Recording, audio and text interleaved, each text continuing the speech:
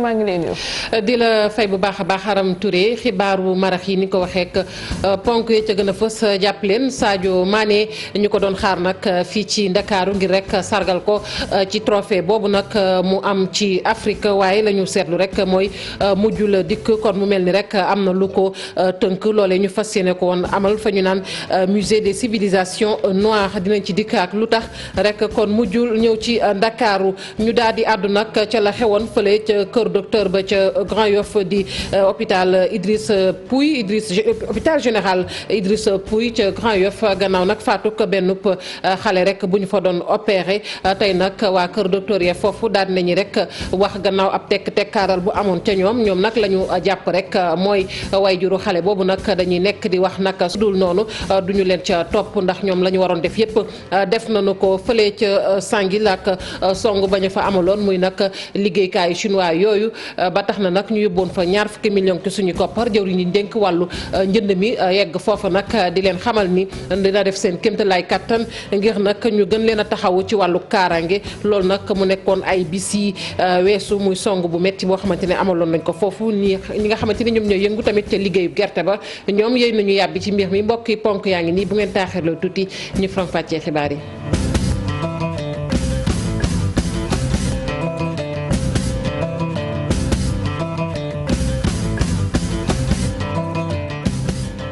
dalee nag jàmm ci xibaaru marax yi ni ñu ko waxee woon hôpital général Idriss Pouye bu Grand Yoff nag la xewoon tey waa kër docteur yooyu nañu yàbbi ca mbir mi muy nag xale boobu nga xamante ne dañ ko fa doon opéré ci fàttali ba gannaaw bi nag mu ñàkk bakkanam ay njabootam nag ne ab erreur médicale la maanaam njumte dafa am ci wàllu woowee tey waa kër docteur wa ñoom ñoo yëy di yàbbi rek ci mbir moomu di ay tuuma yoo xamante ne nee nañ teguñu ko fenn Fatou Bintou Konté lañu ci àndal ci leeral ak Mohamed Dieng. hôpital général Idrissa Pouye bu Grand Yoff jamono ji ma ngay bëgg a leeral li nga xam ne moom moo fi xewoon ci samedi bi ba kii nga xam ne moom moo di Mohamed Sow ñëwoon fi amoon ab accident mujj faatu ñoom ñi ngi leen accusé li nga xam ne mooy erreur médicale moom personnel bi jàpp ne loolu dara amu ci ndax ñoom ñaari opération yi nga xam ne Pape Ndong xale bi mi ngi leen koy tuumaal musta am. accident bi booru 11h la woon ci suba bi muy agsi fii boobu booru 1h jot na. ba mu agsee ak na mu ñëwee na mu mel du woon moom rek maanaam papaam nekku fi woon ki fi nekkoon maamam la ak nijaayam ba ñu dikkee ñu jël xale bi yóbbu ko ci rajo bi defal ko lu ñu woowee scanner. ci scanner bi xam ne la ko dal grave na lool te mun ñu ko bàyyi ndax mi ngi doon ñàkk bakkanam ci la ñu ko yóbbu bloc mais ñaari opération yi moom amul rajo la dem scanner ca suuf maanaam dafa génn urgence dem rajo. ñëwaat jóge fa dem bloc. professeur Serigne Maguette Gueye di jàpp ni sax melokaan bi nga xam ne xale bi moom la ñëwee ci hôpital boobee di ñaan autorisation parents yi ngir ñu opéré ko nekkoon na loo xam ne yéen wut maanaa ndax temps bi mayu leen ko woon. bu fekkoon dafa ñëwaloon ak ci xelam bala nga koo laal da ngay laaj ay waajuram maanaam ku amul majorité amoo sax droit laal côté woo waajuram ñu taxaw waaye koo xam ne ci autoroute bi lañ la jëlee nga def accident. te ñun ñi ko gis xam nañu la mu am boo gisee yu bari ndax dafa am na am yoon mayuñu ko ñu koy wax mais xam nañu fa mu tolloon ci maanaam ci gravité kooku xaar mënatu fa woon am. moom directeur hôpital bi nag di ñu xamal ni ñi nga xam ne ñoom ñooy parents xale bi sax ba ñuy mujj fay après la ca lundi ba. ba xale bi egsee ñoom ñëpp dañu mobiliser wu pour jël ko en charge laaj ñu ko fay laaj ñu ko dërëm li mu wax mooy peut-être ordonnance bloc bi. bi ñu demee war a dugg bloc foofu jënd na ordonnance mais tout le reste je pense que ñun ñoo ko mettre à disposition defoon nañ ko bilan bi war defoon nañ ko scanner yi yóbbu nañ ko bloc opéré ko bu ñu paree yóbbu ko réanimation malheureusement mu ñàkk bakkanam et li si waroon tamit lépp def nañ ko. en tout cas ki nga xam ne moom mooy waajuru xale bi di Mohamed Sow porté na plainte hôpital général Idrissa Pouye bu Grand Yoff bu fekkee sax ñoom ñi sax ñu ngay bëgg a setal seen i der.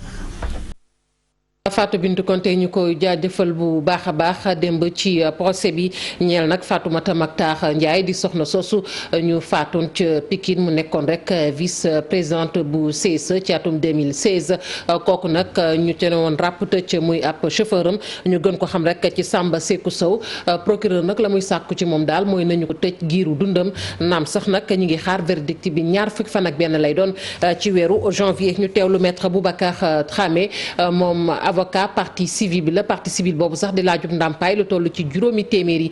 million ñu teewlu ay kàddoom ci micro bi fay. wax ci logique am la nekk parce que moom aussi dafay défendre société bi am jàngat boo xamante ni moom la am ci dossier bi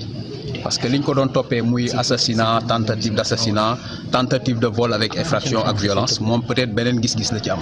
moom d'accord ci gis-gisam gisul ne am na meurtre am na assassinat mooy meurtre moo xamante ni dañ koo nas avant prémédité ko loolu gis ko li mu gis mooy vol la boo xamante ni après moo accord circonstances aggravantes yëpp dañ cee topp mu am faat nit mu am infraction jëf ko guddi def yooyu donc loolu li ci yoon bi wax effectivement moom ci logique am la nekk parce que bu demandé à ce que ñu delloosiwaat affaire yi requalifier ko comme ni mu ko bëggee évidemment benn peine rek la yoon prévoir mooy la peine mooy perpétuité loolu la yoon prévoir mais loolu gis-gisam la on verra bien ñun beneen gis-gis lañ ci gis léegi nag nañu xaar ba xam tribunal le 21 janvier moom ban gis-gis lay gis ak ban àtte lay joxe. Sadio Mané mujjul nag ñëw Ndakaaru ndax ñi ngi ko doon xaar bu baax a baax gannaaw nag trophée boobu nga xamante ne nag am na ko ci Afrique wërngal këpp ñu doon ko jox nag ni ki démb fële rek ca réewum Égypte ñu doon fas yéene nag amal ab xew-xew bu rëy rëy ca musée des civilisations noires lan moo waral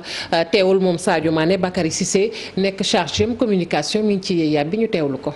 Dommage pour public sénégalais bi nga xamante ni ñoo doon xaar Sadio Mané pour mu ñëw présenter leen Ballon d'Or bi mu gagné démb fi nga xamante ni mooy fii si Hurghada malheureusement jet privé bi ko waroon indi moo amul permis d'atterrissage en Tunisie parce que dafa waroon def foofu escale donc si suba la délégation Sadio Mané bi ñëw fi nga xamante ni mooy aéroport Hurghada ànd kii di maître Augustin Senghor président fédération sénégalaise de football deuxième vice-président mooy Abdoulaye Sow ak ki nga xamante ni mooy sélectionneur national Aliou Cissé ak ay mbokkam mais buñ fi egsee lañ ñu xamal ni effectivement avion bi amul permis d'atterrissage toog nañu depuis 8h ba 14h heure locale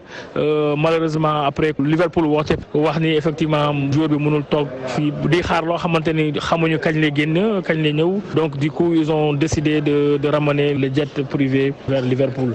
nga ko ñu dellu rek ci xew-xew démb boobu ñu doon amal ca Égypte muy nag raay bi gën a mag ci wàllu football ci Afrique mu daal di koy jot moom Sadio Mané di joueur bi ñu gën a ràññee ci atum 2019 lu soxal trophée boobu nag daal di rek kon bàyyi ko ci loxoy Ahmad njiital confédération africaine bu football dañu ci ànd ak Cheikh Sadibou Diarra Aminata Mbari Sow. Sadio Mané ci kaw football wu africain. fukki at ak juróom-ñett ginnaaw bi ko El Hadj Diouf jëloon ki nga xam ni mooy international sénégalais daal dina jot ci loxoom trophée bi ñuy woowee trophée du footballeur africain de l'année 2019 talaata gi fële ci Égypte attaquant bu Liverpool moom moo jiitu kii di Mohamed Salah ak Mahrez mu ngi jotee distinction boobu nag ci loxoy Ahmad di président confédération africaine bu football ci cérémonie bi nga xam ni Samuel Eto'o moo ko jiite woon Sadio Mané doomu Bambali bi doon star international star football sénégalais daal di jeexal atum 2019 ci jalooro gi rëy jalooro yooyu nag ñu jëlee ko ci titre collectif yi nga xam ni am na ko ak équipe nationale ak tamit clubam di Liverpool waaye tamit distinction individuelle comme li nga xam ni di trophée footballeur africain de l'année bu dee sax bile yoon di ñeenteel bi muy bokk ci ñi ñu nominé woon sélectionneur bi di Aliou Cissé moom dina rek toogaat xaar ngir am titre meilleur entraîneur ndaxte atum 2019 entraîneur équipe bu Algérie di Jamel Belmadi moom lañ ko jox ci beneen fànn tamit Kalidou Koulibaly ak Idrissa Gana Gueye bokk nañ ci joueur yi ñu tànn ci équipe type ci atum 2019 fii ci Afrique. Aminata Mbari Sow Bambali googu nga tudd muy nag dëkk ba mu juddoo moom Sadio Mané nekk ca Sédhiou démb nag ba yëf ya amee rek ñoom ñëpp génnoon ca mbedd ma di rek kon mbégte maanaam ànd ak mbégte lool ci loolu nga xamante ne am na ko ca Égypte muy nag trophée continental boobu Bakary Konté la ñuy fekk ji ca diwaanu Sédhiou. Sadio Mané Ballon d'Or africain 2019 Bambali yëpp di ko rafetlu mbégte bu mag moo am fi ci diwaanu Bambali population yi daal di jóge gox bu nekk daal di wane seen kontante ñoom ñëpp ñoo seetaan remise officielle Ballon d'Or africain fii ci diwaanu Bambali. xanaa mbégte rek kontaan nañ ci lool macha allah kontaan nañ bés baa ngi nii di xanaa sant yàlla waaw lu ñu doon di xaar egsi na waaw neex na trop fet nañ ba fekk fu mu yem neex na trop ñoom daal léegi ñu ngi koy ñaanal yàlla na ko yàlla jig waaw luñ gisee Ballon d'Or bi moom neex na trop moom daal yàlla na ko yàlla jig nag Sadio Mané si kanam rek ah fête bi moom lu yomb de fi mu toll nii ñun xale jigéen ñi fuñ ko téye moom macha allah tey ba mbaat na door fa dañuy def ba mu baax rek waaw Sadio moo ñu ko jaral ndax ñun amuñu fayam boo xoolee suñu lycée bi ñum ñu ko tabaxalee rek loolu rek kontaan la amuñu hôpital dispensaire na ñaam nit ñi tabaxal hôpital bu mag boo xamante ne macha allah. boo nee Sadio Mané da ngay naan région de Sédhiou donc loolu moo tax ñun conseil régional de la jeunesse ñu effectuer déplacement mobiliser en tout cas toute la jeunesse de la région de Sédhiou pour que ñu ñëw fêter avec la famille le Ballon d'Or africain. mbégte bu mag parce que Sadio Mané un enfant de Bambali bu jël coupe d'Afrique et mu tuddee coupe Ballon d'Or africain vraiment kontaan bu mag la ñu ngi koy sargal vraiment di ko gërëm. Sadio Mané war na nekk exemple ci ndaw yi nekk fii ci diwaanu Sédhiou loolu nag ku ko xamle mooy président bu conseil régional ndaw yi di Dafé Bayo. exemple la ci monde bi je peux le dire exemple la ci Afrique exemple la ci Sénégal rawat na fii ci région de Sédhiou parce que lu waral loolu Sadio Mané dafa nekk ndaw boo xam ne ni dafa activé wu ci développement bu ma nee dafa activé wu ci développement parce que kenn mënul wax développement sans njàng mi ak njàngale mi kenn mënul wax développement sans wér-gu-yaram. fête bi nag fu mu nekk nii waa Bambali ñu ngi koy wëyal ndaxte jàmbadoon bu mag moo fi am ñu ne ñaari fan dara du fi am jàmbadoon rek moo fi am fecc rek daal di wane seen mbégte.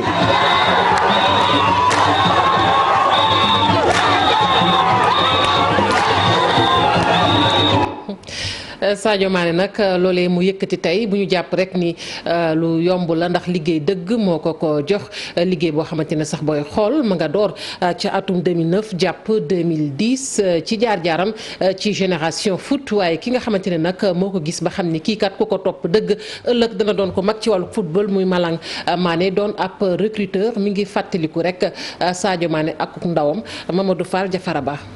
kii kenn gënu ko xam Sadio Mané moom mi nga xam te ni moo nekkoon recruteur formateur ci ndorteelu génération foot moom moo njëkk dalal goney Bambali bi nekk gone goo xamante ni da ko marqué ba faw. C'est un garçon discipliné, travailleur,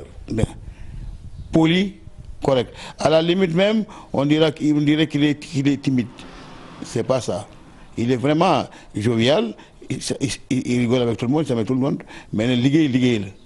Sadio Mané naka la laal bal bi rek formateur bi daal di koy xool Malang ne soxlawul woon ay waxtu yu gudd ngir gis talang bi ci Sadio Mané. kii jógee ba Mbour ñëw ba fii test nga mujjee 20 000 nga génnee ko lu tax mooy la parce que il m'a convaincu il est en train de me donner des qualités li ma soxla ci footballeur moom won na ma ko mun na téye bal bi mun ko joxe mun na laajte kon nag je le garde. Le lendemain, il revient, il fait la même chose. Donc je le prends, je le garde. talang am na ko gaa wante faw mu liggéey li nga xam te ni moo di penalty yeeg yeneen i yëf. li ko manqué mooy léeg-léeg xam nga ci football bi football aujourd'hui il faut nga bandi tuuti bandi il faut nga bandi yooyu daal laa koy wax loolu yooyu laa koy jox man léegi Sadio Mané li ma yoreel mooy Coupe d'Afrique des Nations. Sadio Mané trophée bi mu am day doog a door rek dana am yeneen yu bari yuy ñëw di gis-gisu Malang Mané. Sadio Mané nag du mën a football rek la ñu ràññee ca moom gis nañu ci moom it nit koo xamante ni ku yaatu la ku nangoo defele la ci firnde rek Bambali googu mu fekk baax bu ñu xoolee tey lu bari ma ngi ko fay amal tabaxum lycée tabaxum hôpital ba ci nag jàppale ñi nga xamante ni ay jege ñaaleem ba ci sax mbokk yi nga xamante ni ñoom ñoo fay yeewoo ñenn ci Sénégalais yi nag nee nañ jikko yi daal doon na jikko yoo xamante ni yu ñu mën a roy ci moom la ñu teewlu leen ci micro Aïssata Gueye Ba ak Jafara Ba. moom mi ngi foofu mu ngi def lu rëy lu ay footballeur yu gën a magoon ci àdduna bi yëpp doon def te teewul moom dafa wàcce boppam il est très modeste boo xoolee moom lépp lu mu def village am la jiital tabax ay école tabax ay hôpitaux affaire yooyu noonu xam nga di maye xaalis waa dëkkam di suqali dëkkam kooku yaakaar naa ni mooy loolu quoi mu ngi au niveau mais il a toujours les pieds sur terre. talent bi mu am ak jeu collectif bu mu am tamit loolu tamit neex na ma ci moom trop. cool yaru simple bëgg jàppale dëkkam quoi te gis nañ actes yi muy def si dëkk bi social yi muy def surtout Bambali dañ koy ñaanal. boo xoolee dafa njëkk am éducation d'abord éducation de base am fu mu jaar moo waral tey jii nii lu mu am yëpp je pense que ci base bi la commencé quoi parce que yombul nga nekk Sénégal dem ba fii nii nga respecté li ngay def gëm ko taloo day ñëpp actuellement ñu ngi supporter Liverpool à cause de Sadio Mané donc lii nii dañ ko yéex a am. moom du nit kuy caaxaan wala nit koo xamante ne ndróog na ak yeneen joueurs yi quoi te bëggul lu ligue ay affaires yooyu noonu quoi raison pour laquelle je pense que dina am lu ëpp lii nii quoi lu ko Sénégal ñëpp ak Afrique yëpp kontaan nañ ci moom. la héros la tamit yóbbu na Sénégal fu sori nangul nañu Sadio Mané tey vraiment ñëpp am nañu émotion ci moom quoi te tamit lu muy def tax na ñëpp football bi attiré ñëpp. ba muy football ba muy soog a door metti woon na trop mais moom dafa am ngëm-ngëm am pas-pas am confiance ba pare dafa nekk joueur boo xam ne boo xoolee comportement bi kanam nga xam ne dañ ko yar. et ñu kon ne di ko jàppale parce que il ne cesse de nous montrer son esprit de patriotisme. ma ngoog ci jikko yooyu sax la ñuy des ba tey muy jikko yu Sadio Mané moom attaquant bu Liverpool boobu ak liggéey bu am solo bi nga xamante ni mi ngi koy def ci réewam la ca gën a am solo it wax nañ ko léegi mooy nag li mu nangu te muy bokk li mu am ak ay jegeñaaleem ba ci askanuk Sénégal Ibou Diouf la ñuy dikk. bu ñuy wax ci Sadio Mané ku nekk li nga jàpp bu ñeen ñi jàppee ne rek mu ngi juddoo ca Bambali ca diwaanu Sédhiou ñeneen ñi jàpp ne footballeur bu xarañ lañ ñeneen ñi gis ne tamit ku laabiir la li mu am as néew dina ko bokk ak mbokkam ak képp ku ko jege te yiitewoo ko loolee dina ko faral di fësal fépp fu mu mës a jaar li koy firndeel digganteem ak journaliste yi bëri na ci yoo xam ne dañ ko soxla mu taxaw wax ak ñoom tontu leen ci laaj yi nga xam ne dinañ ko faral di yëkkati. ñu ne nag ay waajuram yar nañ ko ci diine islam loolu tamit bokk na ci li muy gën a fësal foo ko fekk rawatina ci biir terrain bi bés bu yàlla dogalee mu dugal ay but dina faral di def li ni mel loolu rek di firndeel taxawaay bi mu am mu koy fësal saa su nekk. ñu ne nag royuwaay la ngir xale yi rawatina ñi nga xam ne ñooy yëngu ci wàllu football ndaxte ànd naag lépp li nga xam ne mën na ko may yoonam gën a yomb yarwa ak itam xarañte ba waaye mën a muñ ndax duñu ne rekk jaar-jaaram yomboon na bàyyee ko ci dëkk boo xam ne daanaka kenn xamu ko woon di Bambali def kem kàttanam tey ba foo ko tudd ci àdduna bi ñu ne Sadio Mané loolu yaatu sax ba yegg ci réew Sénégal ñu ne kooke ku mat a jaajëfal la Sadio Mané doomu Bambali bi Sadio Mané gaynde bu Sénégal ñu ne saa su nekk dina teewal réew Sénégal fépp fu mu mës a jaar ci àdduna bi amam boolewu ko fenn loole mu fësal ko ci li mu tabax mu mel ni ay l'école hôpital jàppale tamit doomu askan yi nga xam ne ñu ngi yëngu ci wàllu football loole rek tax ñu ne Sadio Mané royuwaay la ku bëgg a jekk fi mu dem tey ci wàllu football jot na nga xool ci moom ndax li mu dund ni mu koy defee ak mbégte bi mu indil waa Sénégal loolu rek a tax ñu ne royukaay pire la képp ku bëgg a yegg fi mu yegg boo xoolee ci ay tànkam wala nga topp ci li mu def xëy na nga mën a yegg foofee. ma ngoog ni ñu ko waxee woon sànq ci ndoxteelu xibaar yi muy jëwriñ ji nga xamante ni moom la ñu dénk wàllu njënd mi ak njaay mi fële nag fa ñu naan sangil nag di foofee ay samba booy amaloon ab songu ci kër googu nga xamante ne ay chinois ñoo ko jiite am nag ñu fa ne di daan seen doole ci wàllug gerte la ba yóbbu woon fa koppar muy tolloog 20 millions loolu nag jëwriñ ji ma ngi cay dalal xel yi bu baax a baax nee na ndax lu soxal wàllu kaarange gi kon kilifa yi daañu def seen kéemtalaay kàttan loolu sax mu mel ni dalloon na nag xelu chinois ya fa nekk ndax ne nañ gannaaw ba ñu dégloo daal kilifa yi daal tey daal mënees naa wax ni seenub liggéey kon dinañ ko rek wéyal ca barab boobee dañu ci teewlu jëriñ ji nga xamante ni moom la ñu dénk wàllu njënd mi wala boog sax vieux Thierno Seck moom liggéeykat la ca foofee ñu teewlu ko ci micro Ibrahima Diamé. xawoon nañoo tiit nag ñun ñëpp parce que fii lañ doy liggéeyee sunu fitit demoon na parce que ñi nga xam ne ñoo di suñuy partenaire bu leen di dalee ñu yaakaar ne dañuy dem tiitoon nañ mais nag xel yëpp dellu si nañ